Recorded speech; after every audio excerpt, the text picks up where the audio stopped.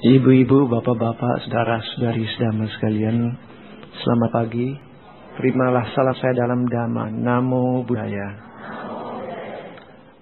Topik yang kita akan bicarakan pada kesempatan ini tentang impian manusia biasa atau orang awam. Mungkin dalam bahasa sehari-hari itu bisa disebut sebagai keinginan manusia biasa. Ya tentu saja kalau bicara keinginan manusia biasa, belum berbicara untuk mencapai nibbana atau nirwana. Masih orang biasa. Nah, apa keinginan tersebut atau yang diimpikan oleh orang awam ini atau kita-kita yang umat biasa ini? Yang pertama, dalam Uttara Nikaya disebut itu adalah keinginan jadi kaya secara wajar. Nah, saya nggak tahu kalau di antara Anda ada yang mau jadi miskin, silakan. Tapi kalau kaya, saya kira umumnya orang suka. Tapi dengan cara yang wajar tentu. Jangan dengan cara bengkok karena nanti ada efeknya yang negatif. Yang kedua, orang juga itu berkeinginan supaya punya nama baik dan kedudukan yang bagus di masyarakat. Karena kalau kaya tapi namanya jelek, repot juga. Jadi maunya ada kedudukan yang bagus atau ada jabatan atau apalah. Dan punya nama yang baik. Yang ketiga, manusia juga pada umumnya berharap dia hidup selalu dengan hati-hati, waspada, sehingga yang bersangkutan sehat-sehat dan umur panjang. Bah, terus saja, baru 3 hal ini saja sudah menyenangkan banyak. Sudah kaya, punya nama baik, dikenal orang dengan baik, sehat-sehat, umur panjang. Sudah kaya, punya kedudukan, sakit-sakitan melulu. Gak enak juga itu. Uang banyak, kedudukan tinggi, tapi mau makan aja gak bisa. Kenapa? Sakit. Nah, kita kan sudah pernah sakit semua ya. Gak enak itu kalau sakit. Gak ada nafsu makan sama sekali. Jadi kita perlu sehat dan umur panjang. Nah, yang keempat adalah kalau nanti mati, ya jangan lahir di alam yang jelek. Kalau bisa, lahir di alam surga. Atau kalau lahir lagi jadi manusia, lebih baik daripada sekarang. Umumnya begitu ya. Masa mau begitu lahir kembali, cacat? Tidak ada yang mau lahir kembali cacat. Maunya kan yang lebih baik. Jadi itulah keinginan wajar sebagai orang awam atau orang biasa menurut pandangan agama Buddha. Jadi salah kalau ada yang bilang bahwa kalau menjadi umat Buddha itu cuma hidup sederhana saja. Sederhana menurut siapa dulu? Sederhana itu kelasnya beda-beda loh. Jadi tidak benar kalau ada yang bilang, buat apa kalau jadi umat Buddha? Karena ada yang mengkritik begitu. Seperti Pangeran Siddhartha. Sudah baik kedudukannya, nama baik. Secara materi juga nggak kurang, sehat-sehat. Apa dia? Laki-laki tak bertanggung jawab. Wah, itu kritikan. Sebab pada waktu melahirkan anak, sialan banget dia. Itu bukan orang Buddhis sih yang bilang. Tapi saya dengar dia katakan itu. Dan memang bilang sama saya lagi.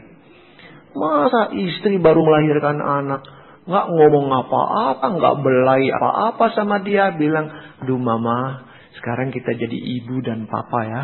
Sekarang sudah punya anak. Malah pergi, menghilang lagi. Itu laki-laki tak bertanggung jawab. Kenapa umat Buddha ikut-ikut dia begitu? Saya bilang, saya setuju loh kamu bilang begitu. Kaget dia. Karena maksudnya mau nginjak kita, tapi saya yang ditanya ngaku, saya setuju. Loh, kok setuju? Iya. Karena waktu itu dia bego. Maksudnya, waktu itu Pangeran Siddhartha. Saya bukan pengikut Pangeran Siddhartha. Bukan. Saya pengikut Sang Buddha. Pangeran Siddhartha bego. Sang Buddha enggak. Karena waktu dia pergi, Pangeran Siddhartha pengetahuannya masih kurang. Walaupun sudah hebat, tapi masih kurang. Jadi, sekali lagi, saya beragama Buddha. Buddha yang saya ikuti. Bukan beragama Siddhartha. Buddha. Bisa ngerti ya? Jadi maksudnya nginjak, dikira saya takut, saya terima malah dia injak. Memang dia bodoh kok. Waktu itu. Tapi bukan tolol seperti kita, itu aja. Jadi kritikan itu memang bagus. Tapi dia tidak berpikir logikanya mau lari kemana. Dia asal hantam. Nah, di dalam agama Buddha diterangkan itu begitu. Tapi fakta di lapangan, keinginan yang seperti 4 tadi tidak mudah dijangkau. Walaupun ada orang lain nampaknya mudah. Ya, untuk orang tertentu bisa. Jadi ini saya kasih contoh, bikin ingin Anda sekalian juga. Ada umat yang ngomel. Dia tanya sama saya. Nah, di dalam satu pertemuan, Pak, kenapa teman saya? Dia baru jadi nasabah BCA. Nabungnya juga gak banyak, cuma berapa juta. Saya lebih banyak jauh dan sudah lama jadi nasabah. Kenapa yang dapat Lexus dia, bukan saya? Wah, ternyata Lexus memang mahal juga ya. Ya untuk kas itu ya begitulah pola pikirnya. Wah, saya sadar. Ya memang ada problem di dalam. Keinginan boleh keinginan. Tapi penghambat atau penghalang juga ada. Nah, penghalangnya ada 5. Yang pertama penghalang itu adalah fisik kita sendiri. Maksudnya pancakanda. Termasuk fisik kita. Kita ingin yang 4 tadi. Tapi ternyata fisik kita itu gak bisa. Mau kerja saja lagi sakit perut. Bagaimana mau kerja? Ada janji bisnis. Tapi tahu-tahu mesti buang-buang. Terhalang karena fisik kita dapat gangguan. Ada kalanya perlu konsentrasi. Tapi pikiran kita buyar. Karena perasaan kita not good, jelek, lagi kesel-kesel. Jadi begitu ketemu orang, bicaranya berantakan, tidak sistematis. Jadi orang tidak percaya kita. Begitu dengan cara berpikir kita, kesadaran kita, itu mengganggu kita. Itu yang pertama. Yang kedua, kilesa sebagai penghalang. Keinginan kita yang begitu banyak. Dan perilaku kita. Dan walaupun ini perilaku mental kita. Yang tidak bagus. Marah-marah melulu. Keinginan terlalu banyak. Ada urusan bisnis tapi. Jangan tanya lagi ya. Jadi penting pergi nonton film kiamat. Bukan datang ke wihara. Nonton itu misalnya. Karena keinginan terlalu kuat. Itu penghalang kedua. Penghalang ketiga yang juga sangat mengganggu abhisangkara mara. Yaitu karma kita sendiri. Nah ini sudah pusing. Kalau sudah karma yang datang menghantam, sulit. Jadi seperti yang tadi, dia katakan dia sudah lama jadi nasabah BCA tapi tidak dapat Lexus. Ya ini dia masih terhalang oleh karmanya. Penghalang keempat. Ya untuk orang tertentu selesai. Karena dia mati. Entah kecelakaan atau sakit dan seterusnya. Penghalang kelima. Itu disebut Dewa Puta. Ini yang perlu saya bicarakan sedikit. Tadi saya bikin cepat-cepat yang 4. Dewa Puta. Dewa Puta di sini makhluk lain. Nah ini bicara spiritual agak beda dikit. Ini yang jadi problem. Banyak orang berkeinginan seperti 4 tadi. Tapi ada kalanya dia minta bantuan untuk sukses. Dia minta bantuan makhluk lain. Ini yang sangat saya khawatirkan dari dulu. Malah ada masyarakat-masyarakat tertentu. Kalau cuma dengan orang per orang, saya bilang langsung masyarakat mana itu. Suka untuk mencapai satu keinginan, bekerja sama dengan makhluk lain. Minta kaya, minta ke sana.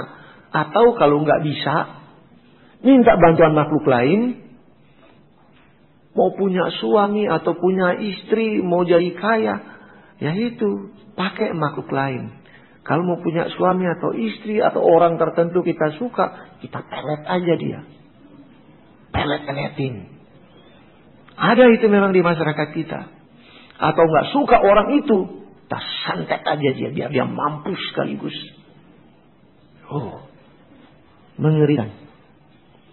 Saya bilang mengerikan sebab orang begini ini tidak sadar. Dia cuma terbawa oleh nafsu keinginannya, bekerja sama dengan makhluk lain. Panjang ceritanya tapi saya potong. Orang-orang yang begini, kalau nanti dia meninggal dunia, bisa menderita dengan sangat. Kedua, dia bisa menjadi anak buah makhluk yang bantu dia. Atau ketiga, mengganti tempat makhluk itu. Celaka loh. Celaka sekali itu. Dan kapan menjadi manusia? Lama itu. Menderita sekali. Yang paling geli dan lucu, ya kalau hubungan manusia mau cari suami atau istri, pakai pelet-peletan. Yang kawin begitu itu untuk apa? Kawin tidak ada cinta, gak ada kasih sayang. Karena yang dikawini itu robot. Dia manusia tapi robot. Nah, dia kalau sudah punya anak, berapa orang barangkali, tahu-tahu si suami atau si istri itu sadar. Dia kaget. Kenapa saya tidur dengan kamu di sini? Ngapain gua di sini? Kamu kan suami saya, kamu kan istri saya. Kapan aku kawin dengan kamu? Dari dulu aku gak suka kok lihat tampang kamu aja gua mau muntah. Kok bisa begini? Oh, lagi ngomel-ngomel begitu, tahu-tahu anak yang masih kecil-kecil masuk ke kamar. Mama papa udah bangun. Hah? Kok punya anak? Sejak kapan kita bikin? Apa gak bingung? Jadi selama itu, kalau begitu kawin dengan cara itu, kalau jalan berduaan, jalan dengan siapa? Jalan dengan robot. Apakah itu kebahagiaan yang dicari-cari? Enggak ada apa-apa itu. Terlalu bodoh banget orang yang begitu. Jatuh cinta sama batang pisang. Iya kan? Kan bisa robot kok. Sama aja batang pisang. Konyol. Nah sekarang jadi persoalan kalau begitu. Anda ini mau kena dibegitukan atau tidak? Nah ini yang repot. Sama juga. Walaupun tidak separah seperti itu. Yaitu ini cuma mengulang. Orang-orang yang dirampok di tengah jalan. Yang disebut di hipnotis jalanan itu. Sebenarnya itu sama. Mereka yang main begitu pakai makhluk lain. Jadi kita yang ditanya bukan dihipnotis sebenarnya. Ada makhluk lain yang kuasai kita atas perintah yang bersangkutan. Nah syukurlah untuk anda-anda yang rajin datang ke wihara. Ini salah satu untuk penangkis. Tapi lebih indah lagi kalau anda rajin baca parita. Nanti logikanya dipersoalkan. Gimana itu? Kita mau menangkis yang melet, yang santet dan seterusnya. Hipnotis jalanan tersebut dan seterusnya. Masa dengan baca parita? Nah disitulah permainan spiritual. Memang lebih bagus kalau kita meditasi sih sebenarnya. Tapi dasar manusia suruh meditasi. Sudah tahu teorinya, tapi begitu duduk, yang dipikirkan malah lain-lain. Bukan konsentrasi. Nah, jadi penangkis awal itu adalah rajin baca parita. Saya ulangi sekali lagi, kita perlu rajin baca parita. Parita itu sebenarnya inti-inti ajaran Sang Buddha. Waktu beliau masih hidup, dia disebut sebagai guru para dewa dan manusia. Nah, disitulah intinya mulai keluar. Dia sebagai guru para dewa dan manusia mengajarkan dhamma kepada mereka. Nah, dhamma yang diajarkan itu sekarang ada di dalam bentuk parita-parita itu. Jadi, beliau betul sudah parinibbana. Sedangkan kalau kita baca parita, sama dengan mewakili beliau. Membabarkan dhamma kepada para dewa dan manusia. Cuma sayang, manusia yang dengar bego. Kalau ditanya apa artinya, nggak tahu. Yang baca juga sama, nggak tahu artinya. Kan bego kan? Ngaku aja. Tahu nggak artinya kalau baca parita? Ya, tapi baguslah. Sekarang di sebelahnya ada terjemahannya, syukurlah. Tapi banyak kan nggak mengerti. Ya nggak apa-apalah. Persoalannya, tidak tahu parita itu apa artinya, biarlah dewa yang tahu artinya. Tapi ada yang nyeletuk. Pak, apa dewa semua tahu bahasa Pali? Saya jawab, enggak. Nah, buat apa mereka juga dengar nggak tahu bahasa Pali? Jangan takut, di sana banyak penterjemah. Kok Bapak tahu? Nah, kok kamu tahu juga di sana nggak ada penterjemahnya? Ya kan? Kan logikanya begitu. Nah, logika itu saya pakai begini. Banyak yang memang tidak mengerti bahwa yang sekarang para dewa, bisa saja mereka itu hidup di zaman Sang Buddha. Oh, itu kan sudah 2500 tahun yang lalu, Pak. Ya, bagi kita 2500 tahun yang lalu. Tapi bagi dewa-dewa tertentu itu baru 100 hari atau 50 hari atau ada yang baru anggap itu baru 25 hari. Kenapa? Sebab ada dewa-dewa Catumarajika, dewa-dewa yang rendah yang ada di sekitar kita. Ya, di sekitar kita berarti di rumah kita. Bisa juga di toko kita. Atau di banyak tempat lah di bumi ini. Saya nyelonong sedikit dulu. Sebab itu jangan suka macam-macam di muka bumi ini. Terlalu banyak makhluk lain yang di samping kita. Jadi kalau kita berbuat sesuatu, terlalu banyak saksi yang lihat kita berbuat. Sebab itu saya suka ngeledek. Yang pacaran, berduaan di bawah pohon toge, jangan berpikir cuma kamu berdua. Banyak yang nonton. Jadi kita bikin apa saja itu banyak saksinya. Cuma kita nggak lihat karena kemampuan kita memang baru terbatas, masih terbatas. Kalau bagi mereka yang sudah mampu akan bilang, waduh, makhluk yang ada di sekitar kita banyak banget. Berlapis-lapis mereka itu, berjubel. Itu yang lihat, akhirnya bilang begitu, berjubel loh, banyak. Nah, sebab itu kalau kita berbuat sesuatu, banyak saksi. Jadi mulai sekarang jangan berpikir, cuma gua aman, cuma kita berdua di bawah pohon toge. Di atas pohon toge banyak. Nah, kembali pada cerita saya tadi, jadi dengan kita baca parita, itu kita mengajar para dewa. Karena para dewa dulu hidup di zaman Sang Buddha, ada yang hidup 1 hari 1 malam mereka, itu kita punya 50 tahun. Jadi kalau 2500 tahun yang lalu, bagi mereka itu baru 50 hari. Ada dewa yang lebih tinggi, Tawatimsa. Mereka punya 1 hari 1 malam, mereka punya 1 hari. Jadi 2500 tahun yang lalu, bagi mereka 25 hari. Jadi mereka masih hidup sejak dari dulu. Sebab itu kalau saya nyelonong lagi cerita saya, kenapa ada orang tertentu? Nah, ini orang tertentu, bukan semua ya. Dia sakit dibacain parita. Menurut dokter dia sudah mesti pergi atau meninggal. Habis baca parita dikepret. Padahal yang dikepret itu cuma air aqua yang kita ambil aja, taruh, bacain parita, kepret dia. Karena masih banyak, ada sisanya atau sebagian diambil, dia minum. Malah sembuh, si dokter malah yang bingung. Loh, kok alatnya yang bunyi-bunyi sudah mulai melemah, udah mau mati dia.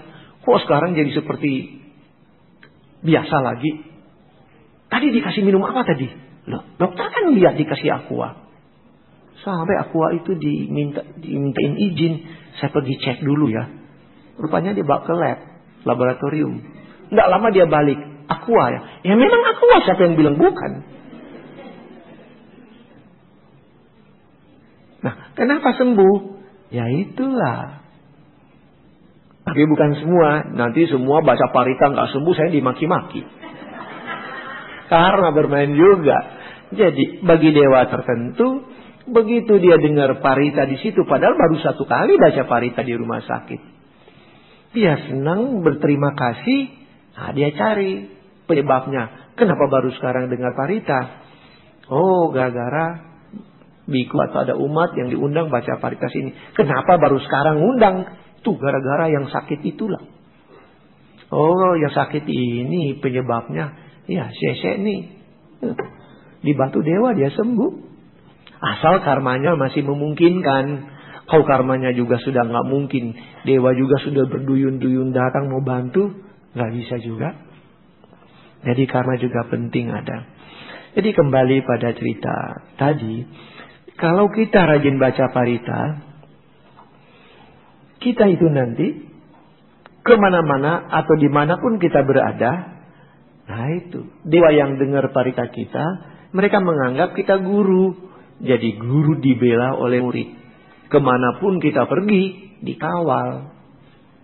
Kita nggak lihat, tapi mereka mengawal kita.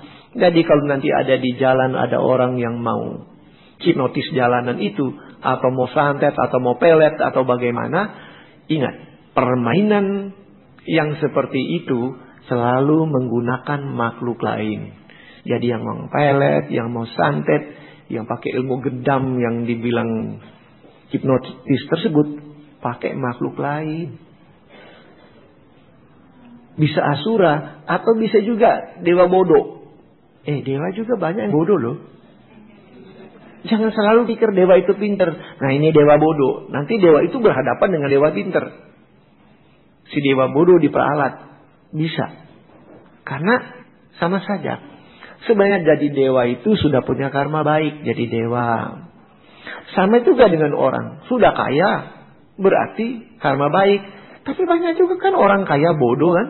Ditipu-tipu aja oleh orang yang pintar, yang lihai. Bisa. Sama aja modelnya. Atau supaya lebih jelas lagi. Kenapa saya bilang ada dewa bodoh? Ya itu dulu saya sudah ceritakan memang. Ada manusia. 2 orang manusia. 2-2 kaya. 1 pinter, pelit. Yang 1 memang dia kaya, bodoh, tapi baik hati. Kalau 2 orang ini meninggal dunia, mana yang masuk surga? Si pinter atau si bodoh? Nah, si bodoh yang masuk surga, dia jadi dewa bodoh.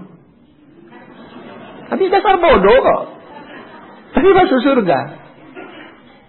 Jadi dia cuma karena ditunjang karma dia laksana. Nah, ini dewa begini bisa dikerjain oleh manusia yang lebih kuat dari dia. Ya, tapi itu pakai dukun segala macam lah. Jadi samalah. Dia jadi bodoh, dia bisa kerjasama dengan dukun. Nah, tapi karena kita dikawal oleh para dewa-dewa yang baik, maka kalau ada dewa atau makhluk lain yang kerjasama dengan orang tukang santet atau tukang pelet tersebut mau hantam kita, nah ini dewa akan tanya sama makhluk yang datang itu yang akan ngerjain kita, yang menguasai kita. Tentu pakai bahasa dewa. Kira-kira bahasanya, sudah tahu bahasa dewa belum? Belum. Ya kira-kira dia akan bilang begini. Si dewa kita itu yang kawal kita tanya sama yang jahat ini, "Hey you, what do you want?" Kira-kira begitulah. Tapi mau jelas pergi tanya sendiri. Tapi begitu lihat banyak dewa yang kawal kita, lari dia, nggak mau, nggak berdaya. Karena dewa itu akan bilang, berani jangan coba-coba ganggu suhu kita ini. Wah, karena begitu banyak pelindung, ya kita selamat. Sebab itu saya anjurkan terus dari dulu, jangan malas baca parita. Mau niamcing juga jangan malas. Karena itu dharma itu sendiri. Kita yang gak ngerti masa bodoh lah kita. Karena kita orang awam. Tapi rajinlah baca parita atau niamcing apa liamkeng. Begitulah kita. Tapi ada kalanya kita malas. Itulah yang bikin repot. Ya banyak itu kalau saya akan bahas. Tapi itu dulu tentang makhluk-makhluk pengganggu tersebut. Jadi 5 hal. Saya ulangi, jangan lupa. Ingin jadi kaya, punya nama baik dan kedudukan di masyarakat, ingin sehat-sehat umur panjang, ingin kalau mati lahir di alam surga atau lahir lebih baik daripada sekarang. Penghalang ada 5. Yang satu adalah termasuk fisik kita sebagai pengganggu karena kalau kita sakit. Kedua, karena keinginan-keinginan kita yang negatif terlalu banyak. Ketiga, karma kita banyak menghantam kita sehingga kita terganggu, tidak bisa sukses. Keempat, karena kematian itu sendiri. Dan kelima, karena makhluk-makhluk lain. Nah, apa yang kita buat supaya cita-cita kita berhasil? Nah, tadi sudah lihat fisik. Nah, kalau fisik kita mengganggu, jagalah fisik itu dengan sebaik-baiknya. Orang kalau sudah 40 tahun ke atas, sudah harus lebih memperhatikan dirinya. Karena kalau hitung-hitung puncak kejayaan manusia, ya cuma di sekitar 40 tahun itu. Sesudah itu mulai menurun. Kalau turun, nah tinggal tergantung. Apa kalau sudah sampai di puncak, turunnya pelan begini masih jauh, berarti umur panjang. Atau agak lebih pendek dikit, atau jatuh cepat. Karena ada yang 40 tahun pakai peribahasa lucu. Hidup di dunia ini untuk apa kalau bukan makan? Nah sekarang kita sudah tahu. Kalau makan terlalu hauce melulu, cepat mampus. Diatur lah, bukan gak boleh makan enak, tapi diatur, dikendalikan. Yang kedua, karena pengganggu itu adalah keinginan-keinginan kita yang banyak macam ragamnya itu, ya kita atur juga lah. Wajar-wajar dikit lah. Sebab ada orang lucu. Baru kemarin dulu udah ngomong. Dia tidak mengerti sama saudaranya. Begitu ada kegiatan, ada proyek, dia dapat uang. Proyek belum selesai, uang sudah habis. Sudah belanja hal-hal yang gak perlu. Sehingga anak buahnya pun dia belum bayar gajinya mereka. Itu namanya kan perhitungan goblok. Kenapa menghitungnya begitu? Terlalu serakah. Mau show power. Kasih lihat dia hebat. Yang sebentar juga dia harus jual karena harus memberikan gaji kepada anak buahnya. Kenapa ada orang sih sampai serakah begitu bego? Keinginan bisa dimiliki tapi harus diatur. Aneh juga manusia di dunia sampai kenalan saya itu jadi repot sendiri. Dia harus ikut menanggulangi utang-utang dari saudaranya tersebut. Konyol banget. Kalau karma, nah ini yang bikin susah. Ya kalau karma kita memang banyak jelek, walaupun kita sulit, harus bikin karma baik. Pak, saya miskin, bagaimana mau berdana? Ya, pakai dana tenaga aja. Dana tenaga di mana, Pak? Rajin aja datang ke wihara, apa susahnya? Ngapain di wihara? Ikut baktian? Enggak, ngepel. Kenapa? Wihara bukan milik pribadi orang kok. Milik kita bersama. Malu kalau ngepel. Ngepel di wihara, what's wrong? Ada orang saya kenal. Entah kalau mau dibilang kaya ya memang boleh dibilang kaya. Begitu dia datang ke wihara, Ia ambil sapu langsung dia menyapu. Padahal anak buahnya ribuan saya tahu. Kalau pembantu di rumah jangan bilang lagi.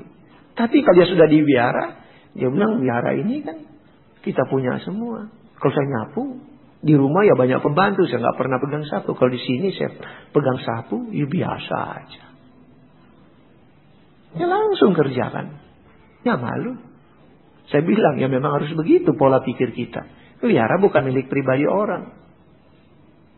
Ini milik kita bersama. Kenapa mau malu? Biku-biku kita hormati. Begitu kan ya?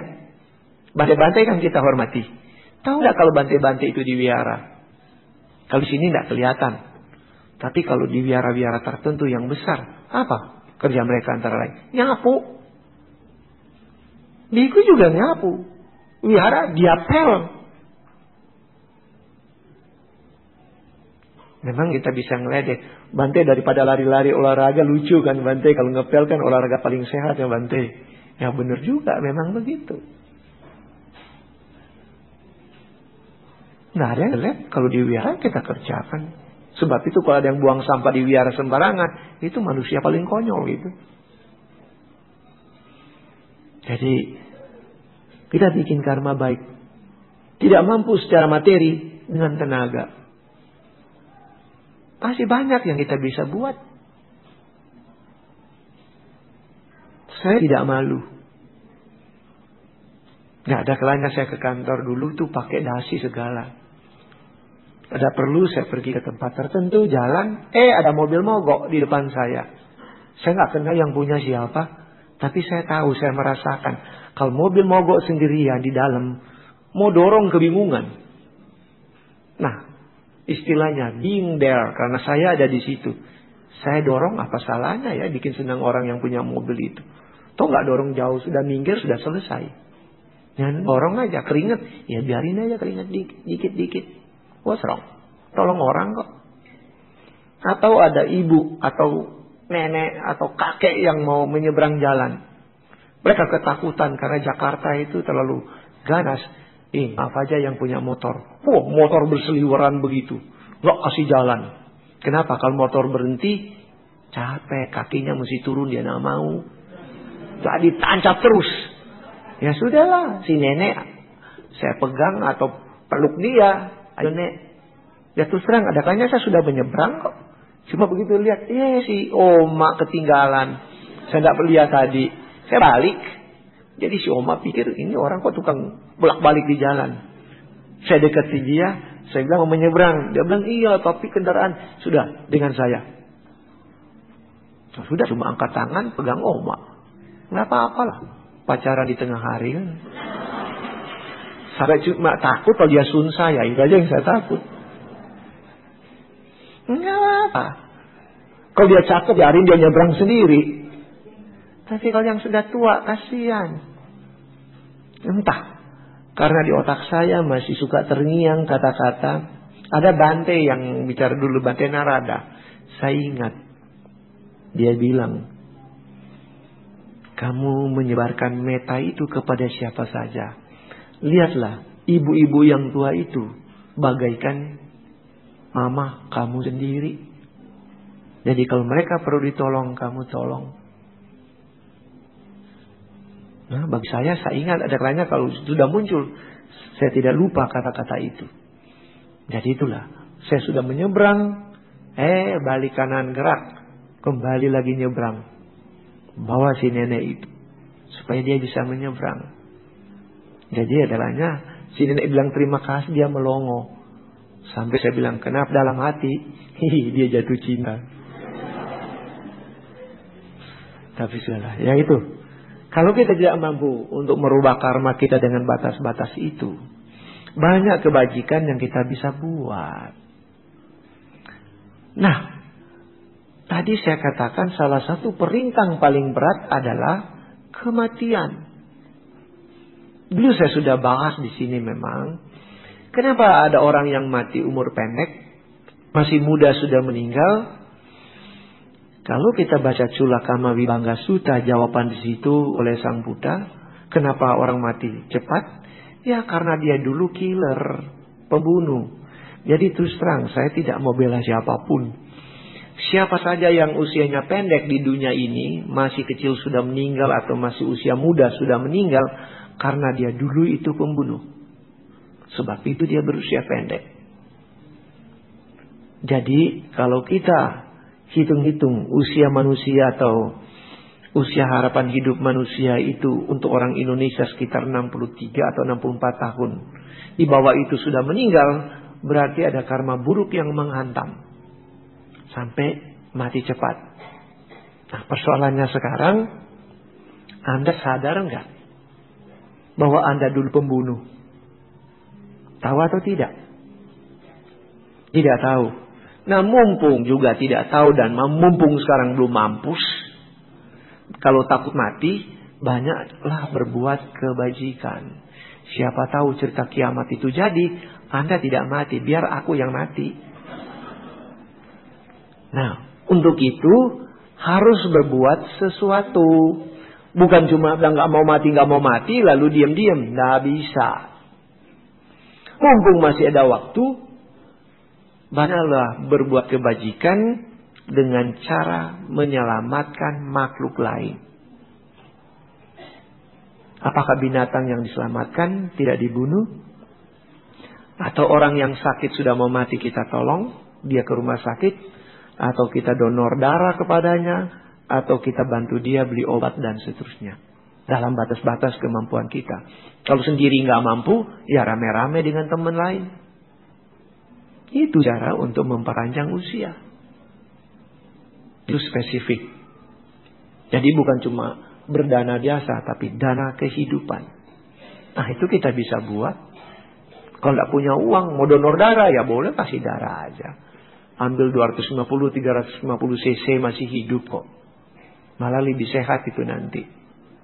Selain memang menyehatkan kita, juga merubah karma kita yang bisa mati cepat, bisa diperpanjang oleh karma kita sendiri. Ya, sedangkan dengan gangguan dewa puta tadi, yaitu rajin baca parita yang saya sudah katakan tadi. Dan kembangkan sila dengan baik. Nah, itu baru penghalangnya. Lalu bagaimana untuk mencapai cita-cita tadi? Tadi sebutkan bahwa kita mesti punya keyakinan. Keyakinan ini sudah termasuk fokus di dalam pekerjaan kita. Kita yakin apa yang kita buat itu benar, sesuai juga dengan dhamma, kita kerjakan. Yang kedua, kita mesti punya moral yang baik. Nah, ini yang barabe, yang sekarang ini saya lihat yang mendunia. Moral manusia mulai melemah. Itulah sebabnya juga kehancuran dunia ini sulit dipertahankan. Karena dalam Anguttara Nikaya dikatakan kalau moral manusia lebih lama lebih buruk, maka alam ini pun berubah. Sehingga manusia itu pun menderita dengan sendirinya. Sudah terlalu banyak hal yang sudah tidak tulus dalam kehidupan sekarang ini. Berbuat nampaknya baik, ya oke itu masih baik, tapi ada kalanya sudah tidak tulus. Yang saya suka kritik itu, saya berikan contoh, orang minta tolong lah. Begitu kita minta tolong, teman bilang, iya saya akan tolong. Apa yang kamu perlukan? Saya mau pinjam uang sama kamu. Oh baik, saya akan berikan. Berapa? Nah, tergantung kebutuhan orang. Misalnya ada yang minta, ya nggak banyak, cuma 50 juta. Oke, saya akan kasih. Kapan kamu butuhkan? Besok hari Senin. Baik. Tapi sesudah itu buntutnya jadi bisnis. Iya, saya mau kasih kamu, saya mau tolong kamu.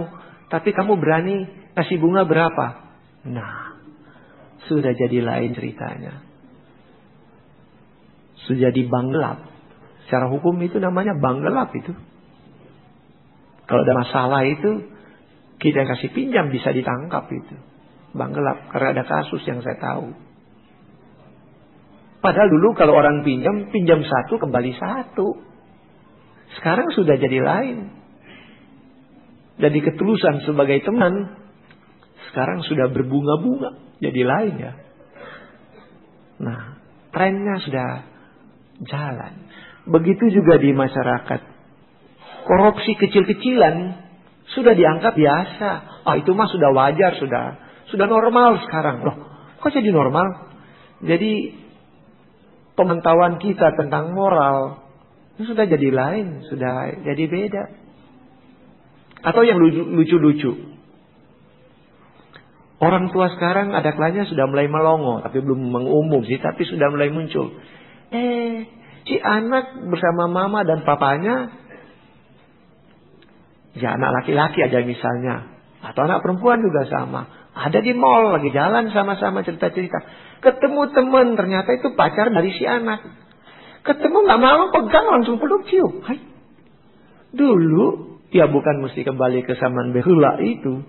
Dulu kalau orang ngajak pacaran, dilihat mama papa pegangan tangan masih malu-malu. Sekarang cipok dianggap bumbu biasa dan dianggap normal. Si mama karena bingung tinggal tanya, kenapa kamu sayang sama dia? Iya mah, berani banget bilang begitu.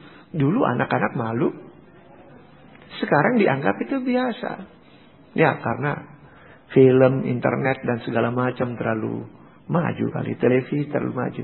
Jadi kita lihat perubahan di masyarakat sudah terlalu cepat. Saya ingatkan lagi, anak-anak sekarang terlalu banyak buang waktu di televisi dan internet, PlayStation. Karena orang tua mau anak itu tenang. Dan gengsi juga keluarga. Jadi anak itu tenang aja, ada di rumah, di kamar, main internet. Padahal apa yang dinonton juga orang tua nggak tahu. Karena begitu dia nonton yang lucu-lucu, konyol-konyol, begitu mama sampai di pintu, dia tanya, mama mau apa ma? Cepat sekali jadinya bekerja, hilang. Begitu mamanya pergi, keluar lagi. Jadi hati-hati sih. Sebab yang jadi problem sekarang, jadi masalah di dalam pendidikan anak, sebab anak sudah tidak belajar yang baik. Banyak anak membaca aja sudah jadi susah. Anak-anak kecil itu yang 7-8 tahun sudah kelas 2 atau kelas 3 SD aja, bacanya agak payah. Hitungnya lagi lebih payah lagi. Karena apa? Anak sudah tahu pinter. Mama ngitung-ngitung terlalu sulit begitu caranya. Gimana yang gampang? Pakai kalkulator aja mah. Ngapain sudah modern kok jadi kuno? Ya, tapi begitu tidak ada kalkulator nggak bisa ngitung. Karena di otaknya nggak bisa ngitung lagi begitu. Selalu bersandar pada alat-alat. Dan hati-hati dengan anak yang banyak nonton televisi, main internet, PlayStation dan lain-lain. Mereka menjadi anak-anak yang tersendiri atau terlalu individual. Bahaya. Dulu saya sudah ingatkan. Anak-anak dari kecil main-main begitu terus. Otaknya selalu menang-menang melulu. Begitu pacaran, menang melulu juga di otaknya. Padahal kalau orang pacaran itu bukan bilang selalu mengalah. Bisa menerima pendapat orang lain untuk ditolerir. Akhirnya jalan cocok. Tapi kalau otaknya menang melulu, begitu nanti kawin bisa cepat. Kenapa? Selalu mau menang melulu. Terlalu individual. Kau main PlayStation kan menang melulu, mana mau kalah? Kalah ulang lagi kan, capek. Sebab itu mama panggil makan, sudah di tahap 7 atau 8 atau berapa, masih ada lagi sampai 50 tahap barangkali. Makan, tunggu sebentar lagi mah, sedikit lagi. Ya 2 jam. Karena kalau dia berhenti ulang lagi dari awal, sebel. Nah akhirnya kesehatan pun berantakan. Sifat individualnya terlalu tinggi. Akhirnya jadi materialistis, mau menang melulu. Secara psikologis, mental tidak mantap.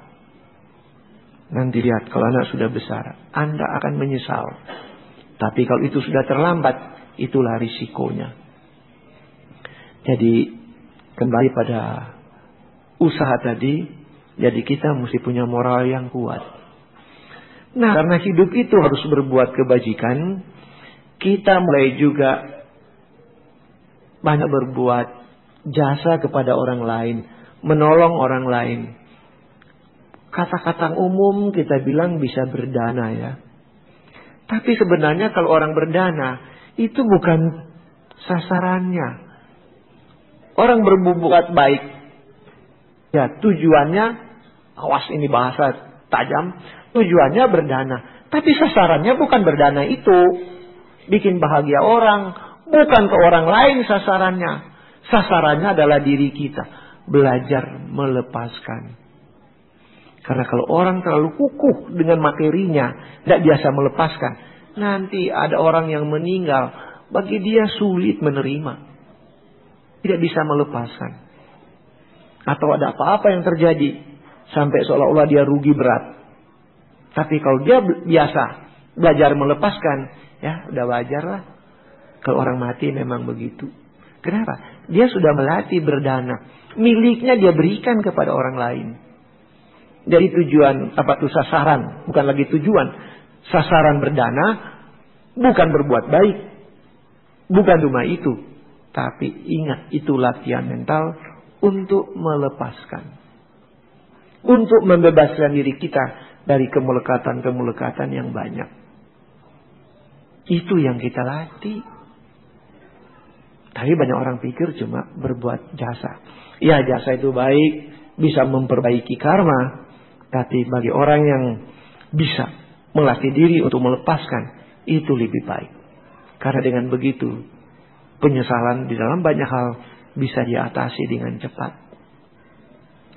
Yang keempat dia harus miliki adalah kebijaksanaan. Karena kebijaksanaan dia akan gunakan di dalam berbagai hal dalam kehidupan ini. Bergaul dengan siapapun dia tahu menempatkan diri. Dia bisa menggunakan bahasa-bahasa yang baik. Jadi walaupun orang itu dia sudah kritik, orang itu tidak sakit hati. Karena kata-kata yang dia gunakan tidak membuat dia sakit hati.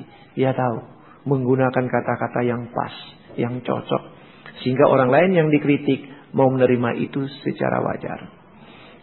Dan kalau 4 hal ini, saya ulangi 4 hal ini, yaitu adanya keyakinan, konsentrasi yang baik dengan yakin dengan apa yang kita kerjakan. Yang kedua, kita punya moral yang baik. Yang ketiga, kita melatih diri, melepaskan, berbuat kebajikan. Dan keempat, mempunyai kebijaksanaan.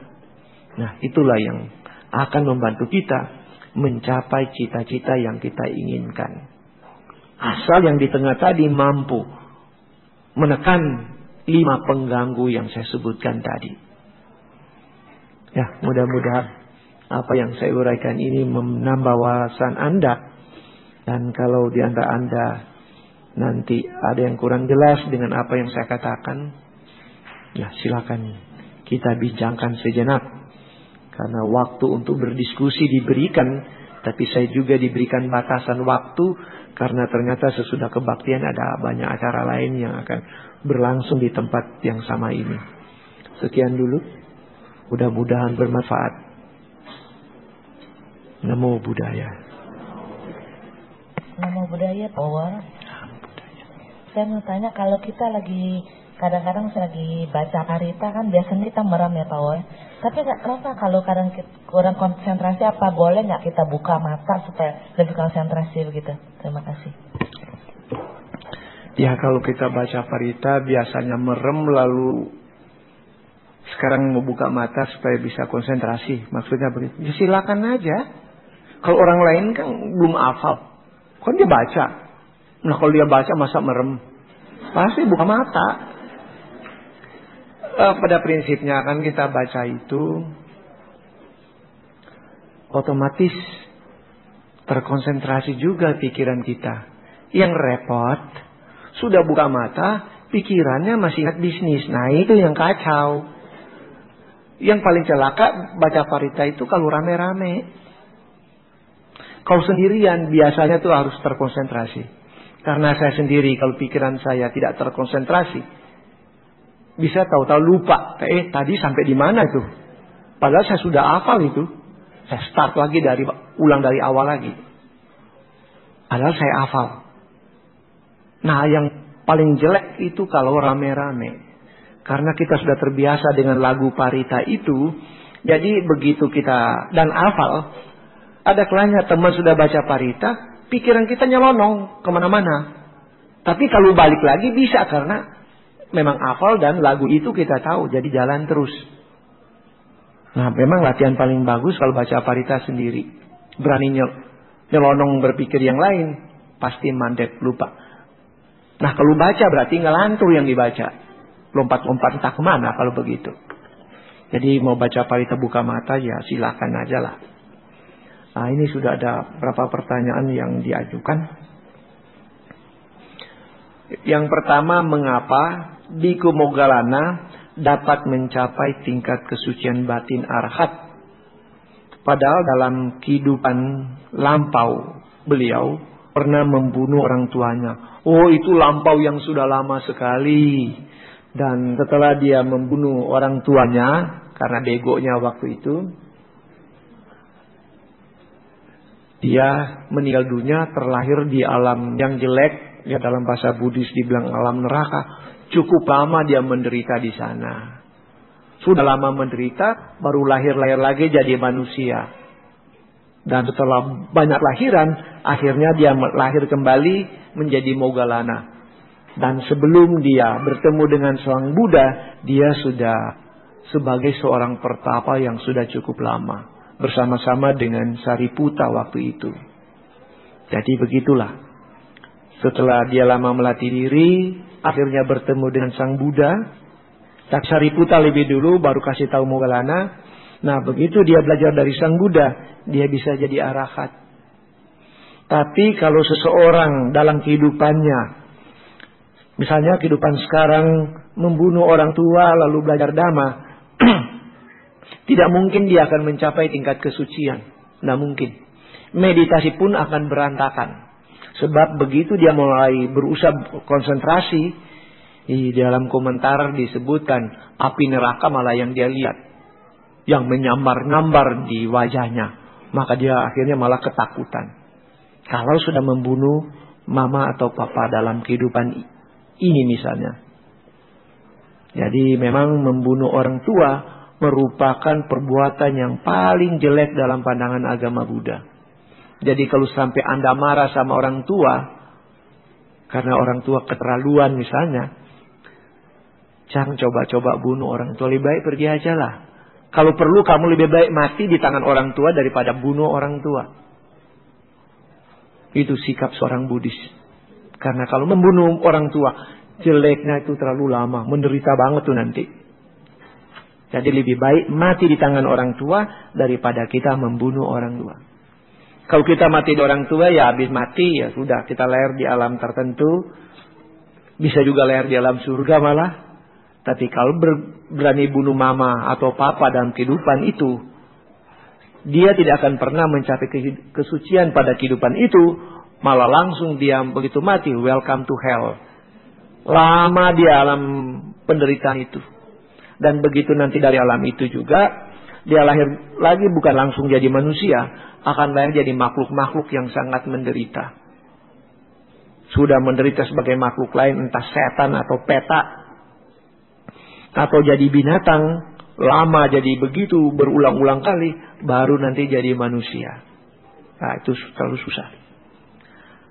Apabila ada makhluk halus yang ngerjain kita sampai bisa menghilangkan barang atau uang kepunyaan kita karena disuruh orang lain, hal ini ya tulisannya karena pakai pincil agak hilang-hilang, sulit dibaca. Ini apakah karena karma kita? Ya memang kalau sampai ada saya belak-belakan aja, ada babi ngepet atau tuyul ambil barang kita, ya memang karma kita. Karena apa? Dulu kita juga maling. Jadi sekarang kehilangan karena pasti dulu pernah mengambil barang orang lain. Nah, dia itu berhasil gara-gara kelemahan karma kita. Sekarang kena. Sebab itulah, kalau bisa di dunia ini, jangan suka ganggu orang lain. Jangan jahili orang lain. Jahil aja kok jelek. Nanti kita dijaili. Dijaili oleh apa? Dijaili oleh mobil. Lagi jalan-jalan di trotoar tak bersalah. Di trotoar, bener kita jalan.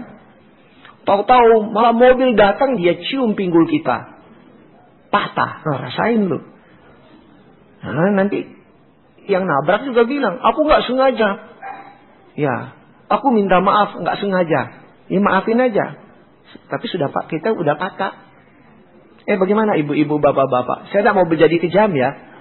Ada orang sudah nabrak, orang yang ditabrak sudah mati, yang bersangkutan bilang gak sengaja.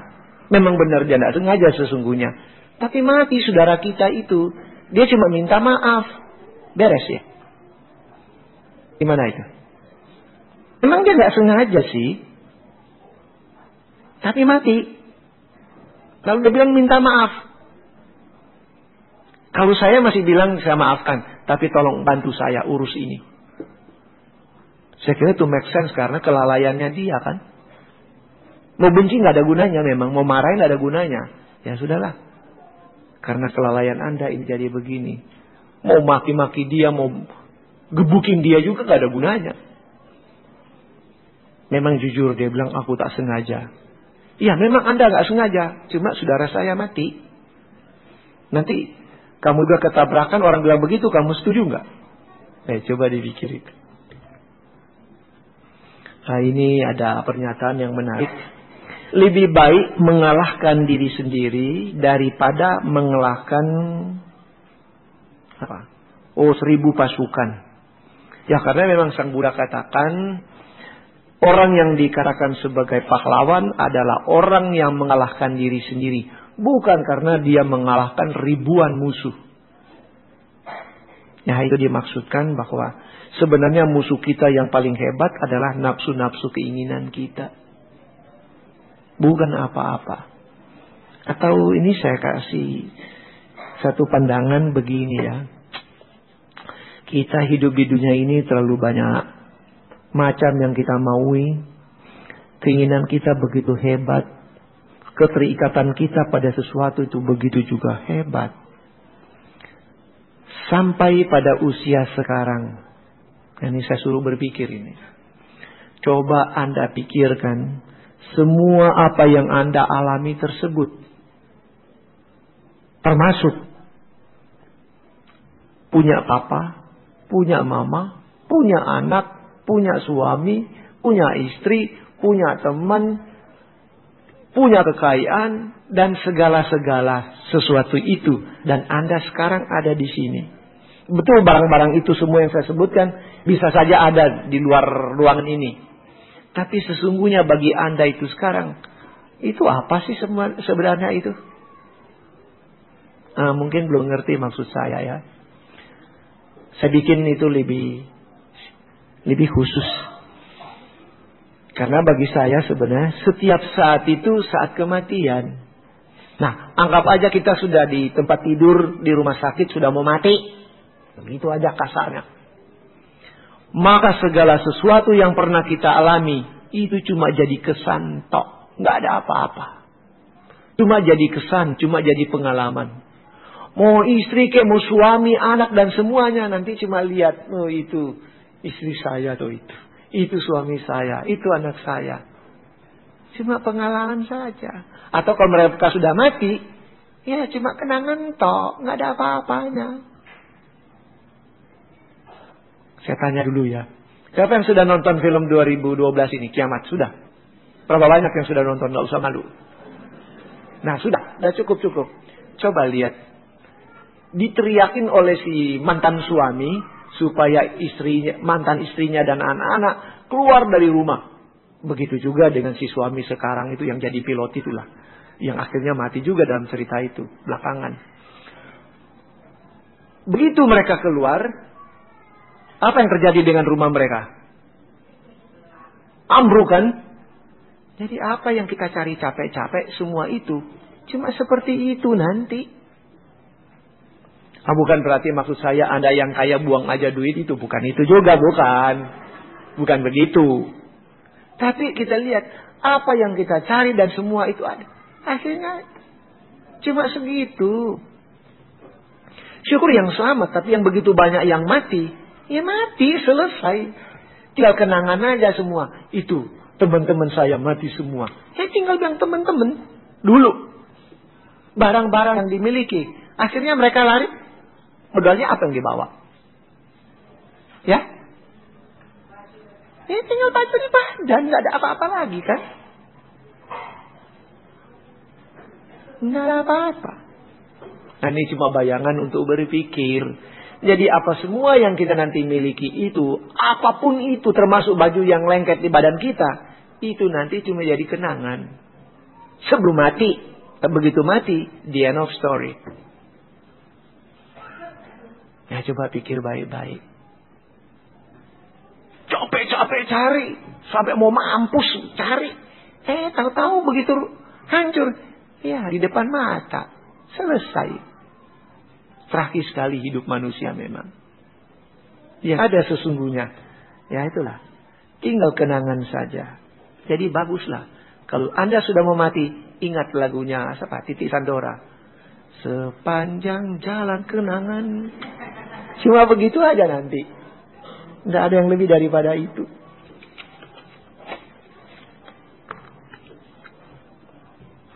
Jadi kembali pada pertanyaan, yang lebih penting memang mengalahkan diri kita sendiri, karena diri kita ini yang paling sulit dikalahkan.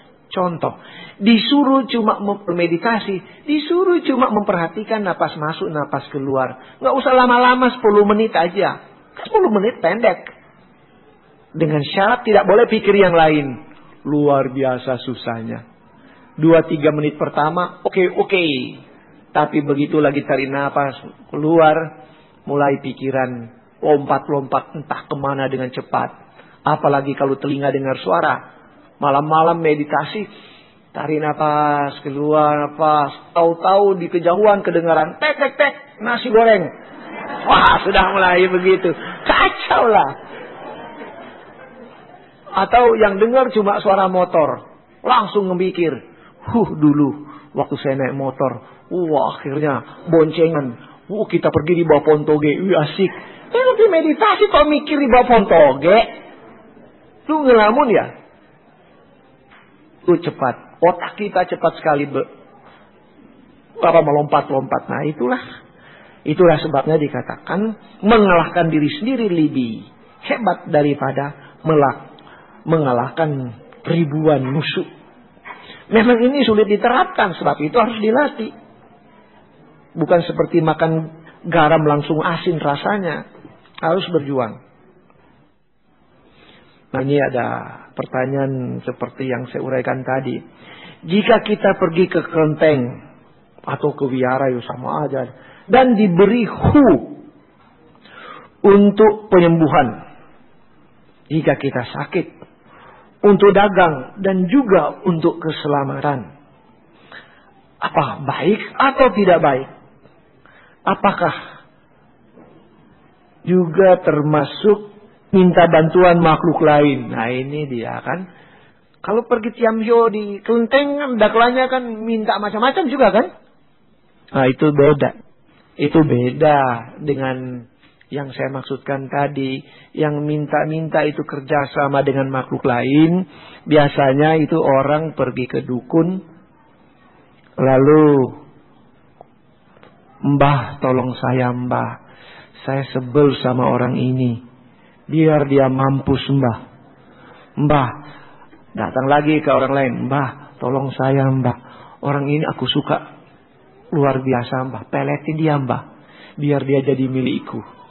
Nah, kita minta sama Mbak ini kerjasama dengan makhluk lain. Nanti dia bilang, nanti kalau ada akibat kamu tanggung jawab. Pokoknya aku dapat beres Mbak. Saya apapun mau terjadi masa bodoh. Ini tekan kontrak. Tapi kalau cuma ke kelenteng gak ada kontrak-kontrakan. Nggak apa-apa kalau ke sana. Itu cuma sesuai karma kita. Paling-paling dia bilang, kalau kamu belum yakin, pokoknya dulu, syopoy, bopoy. Itu atau lihat camsia gitu aja. Nah itu lain. Tapi kalau sudah minta begitu, sama dukun-dukun begitu, atau orang yang dibilang kuncen dan seterusnya, itu yang jangan dilakukan. Karena kerjasama dengan makhluk lain. Ya, saya kira yang tanya itu ngerti maksud saya. Kutipan dalam Dhammapada, Papa Waga. Barang siapa berbuat jahat terhadap orang lain, orang suci, seorang yang tidak bersalah, maka kejahatan akan berbalik menimpa orang bodoh itu, bagaikan debu yang dilemparkan melawan angin. Pertanyaan saya, apakah orang yang baik dimaksud seperti yang disampaikan Bapak pagi ini? Misal saja membaca parita dan lain-lain. Ya, maksud saya, ya kita berbuat baik kepada orang yang moralnya baik. Tapi kita tidak berbuat jahat kepada orang yang moralnya baik. Orang lain yang gak salah jangan diutak-atik. Karena kesel sama orang itu atau iri sama orang itu, kita mengutak-atik orang lain. Dan saya selalu mengatakan salah satu perbuatan manusia yang paling konyol, sulit dimengerti adalah iri hati. Iri hati. Kalau cemburu masih punya alasan. Karena milik saya diambil orang lain. Cemburu. Tapi kalau iri, ya orang itu mau punya mobil bagus, ya sudah bilang aja sama dia kalau ketemu, luar biasa kamu begitu maju sekarang. Mobilnya sekarang ganti-ganti, sekarang lebih lama yang lebih bagus. Begitu. Jadi kalau ketemu di jalan, dia lihat kita karena hujan-hujan, dia mungkin tanya, Pak mau kemana? Ke sana. Satu arah, ayo naik. Tapi kalau kita bilang sama dia karena iri, punya mobil baru korupsi nih, pasti korupsi apa lagi nih? Nah pas dia lewat, dia lihat kita dari jauh, bos itu yang maki saya korupsi. Ada air di situ, dia tancap gas, biar kamu keciprakan sekaligus. Untung gak bikin mati kan, dia cuma bilang rasain lu. Kalau orang lain malah bilang mampus lu. Gitu. Ya karena jadi jahat dua-dua. Orang itu korupsi atau tidak kita tidak ngerti, tidak usah utak-atik, bukan urusan kita. Kenapa sih? Kok banyak orang suka iri? Itu yang paling lucu, iri itu yang konyol itu. By no reason orang bilang, nggak ada alasan kok iri sama orang lain. Sudahlah, kita ikut bahagia aja. Kalau you happy, I'm happy, gitu aja. Jadi lain kali sudah naik mobil dia bilang, ini dingin-dingin kita makan yuk. Oh dia ajak makan lagi, nggak keberatan lah gitu. Karena itu cuma salah ucap, karena tidak tahan lihat kesuksesan orang lain. Tidak perlu khawatir terhadap orang lain yang ingin berbuat jahat kepada kita. Bagaimana cara kita menghalau kekhawatiran itu? Terima kasih. Bukan kekhawatiran, kewaspadaan. Ya perlu kita tingkatkan. Karena Sang Buddha perintahkan begini. Menjelang beliau meninggal atau parinibbana, kata-kata terakhir Sang Buddha kepada para biku dan kepada para dewa juga yang hadir di situ, karena dikatakan banyak sekali dewa yang datang dan juga umat awam yang ada. Wayadamas sangkara apamadena sampadeta. Segala sesuatu yang muncul itu pasti berubah. Maka berusahalah sungguh-sungguh dan hati-hati atau waspada. Jadi kehati-hatian kepada siapapun wajar-wajar aja. Tapi tidak boleh menuduh orang. Itu yang penting. Kita hati-hati tapi jangan tuduh orang. Wajar. Sebab kadang-kadang musuh dalam selimut juga banyak. Susah mau katakan. Kita pikir dia bela-bela kita. Ternyata cuma di depan kita. Begitu dia balik kanan, ceritanya bengkok-bengkok melulu. Jadi ada hal yang tak perlu orang lain tahu. Gak usah orang tahu dah. Gak usah banyak cerita. Kalau sudah sampai batasan itu, ternyata diam adalah emas. Dan pada ngomong sok pinter, ternyata dipakai alat untuk memukul kita juga. Wah, kacau balau.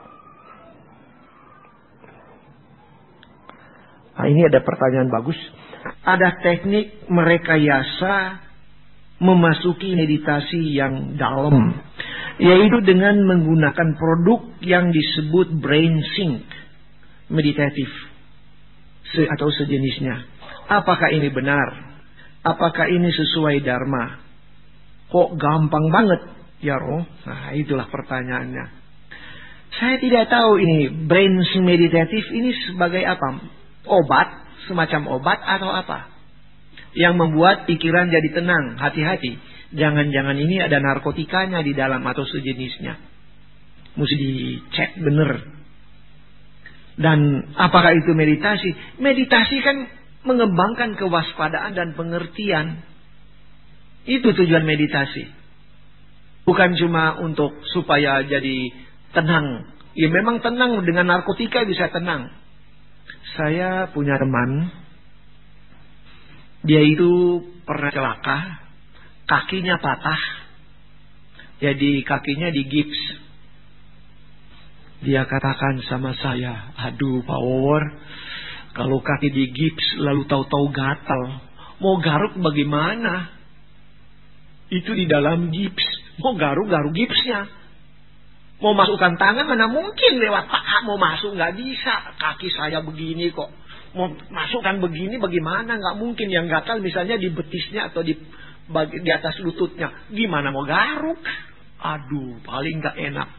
Dan ada kalanya kalau sakitnya mulai terasa sakit karena kegoyang dikit, mau pingsan, nahan sakit. Jadi saya dikasih apa itu? Narkotika. Disuntik. Ya morfin maksudnya lah. Dia bilang, aduh begitu itu disuntik dan rupanya morfin itu mulai bekerja di tubuh saya. Rasanya fly, tenang banget. Tapi bukan tenang ini yang dicari, tenang karena obat-obatan. Jadi meditasi bukan karena pakai brain sync meditatif itu, hati-hati. Karena yang begini kita tidak waspada, kesadaran kita itu malah berkurang kalau begitu. Sedangkan orang meditasi itu betul-betul waspada. Ya apa itu? Bilang full alert. Jadi memang dia itu betul terjaga dengan baik. Bukan fly-fly seperti itu. Teman saya bilang, aduh sampai nggak ada rasa sakit sama sekali. Betul-betul painkiller. Enak banget kalau yang begini. Tapi saya tahu itu bahaya. Lama-lama nanti saya edik, ketagihan. Ya bukan pakai itu. Itu meditasi yang salah kalau begitu. Kita mesti waspada dengan kesadaran penuh. Bukan karena pakai yang gini-ginilah.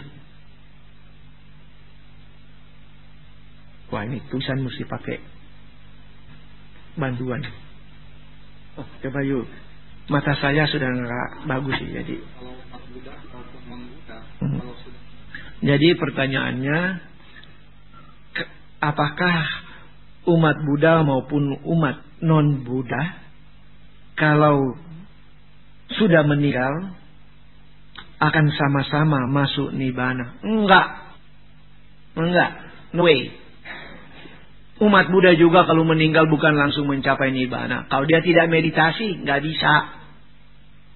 Nibbana itu bukan cuma berdasarkan perbuatan baik. Itu harus mengembangkan diri, melenyapkan semua kekotoran batin. Jadi Nibbana itu beda. Nibbana itu bukan dicapai waktu udah mampus, salah kaprah lagi. Justru orang masih sadar, dia melenyapkan kekotoran batinnya. Jadi Sang Buddha sendiri, begitu beliau, ya Pangeran Siddhartha ya, begitu pas dia berusia 35 tahun di bawah pohon Bodhi, waktu itulah dia mencapai nirwana. Yang dibilang mencapai Bodhi, penerangan sempurna. Nanti dia meninggal pada usia 80 tahun. Jadi 45 tahun dia masih hidup terus membabarkan Dhamma. Jadi bukan mati, umat Buddha mati, Nibbana. Bukan, masuk surga iya boleh aja kalau Anda berbuat kebajikan. Nah, untuk masuk surga, semua agama boleh masuk. Asal orang itu orang baik, punya karma baik, semua bisa masuk. Karena surga bukan milik Buddhis. Sama dengan hidup di bumi ini. Bumi ini bukan milik Buddhis. Semua orang aja mau hidup di bumi ini. Silakan agama beda-beda pun oke. Jadi, untuk masuk surga, itu bukan milik pribadi umat Buddha. Dan umat Buddha tidak pelit surga. Asal orang itu baik. Gak peduli dia agama apa, bangsa apa. Kalau orang lain bilang, kalau nggak ikut dia nggak bisa masuk surga. Di agama Buddha bilang, kalau begitu ke kita aja, kita free aja kamu, asal baik, itu aja. Kalau yang lain bilang, walaupun kita baik nggak ikut dia punya cara, nggak bisa.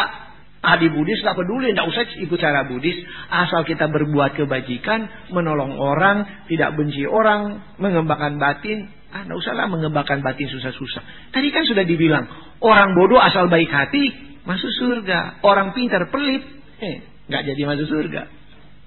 Jadi surga dalam pandangan agama Buddha untuk siapa saja. Tapi mencapai nibbana hanya bagi mereka yang menyiapkan semua kekotoran batin.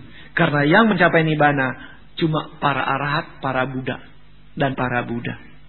Saya sendiri belum, saya tahu itu belum. Masih suka kesel. Habis udah dikasih tahu berkali-kali, nggak didengar. Aduh, kapan mau mengerti? Ya, ini pun jelek. Kesel orang nggak mau mengerti kok masih keselin. Saya nggak mau marah tapi kesel sendiri, itulah. Itu jelek saya. Tapi saya dikasih batas waktu. Saya kira pertanyaan yang lain ini nanti dijawab mana yang pengurusnya. Tolong ini disimpan supaya bulan depan saya di sini nggak tahu tanggal berapa, tapi setahu saya bulan depan. Nanti ini kita bahas karena waktu juga dibatasi. Maunya kalau dibahas terus ya panjang, karena ada yang dijawab panjang, ada yang pendek. Ya bagaimanapun kita mau bertemu, mau berbincang-bincang dhamma lebih jauh. Tapi dimanapun dalam kehidupan ini selalu waktu membatasi kita. Hidup kita pun mau lama-lama nggak bisa. Selalu dibatasi oleh waktu, oleh usia kita sendiri. Jadi pertanyaan yang belum terjawab nanti dijawab pada waktu akan datang. Dengan demikian mudah-mudahan apa yang dibicarakan tadi bermanfaat bagi Anda untuk menambah wawasan. Semoga menambah kebahagiaan Anda masing-masing. Akhirnya selamat siang. Namo Buddhaya.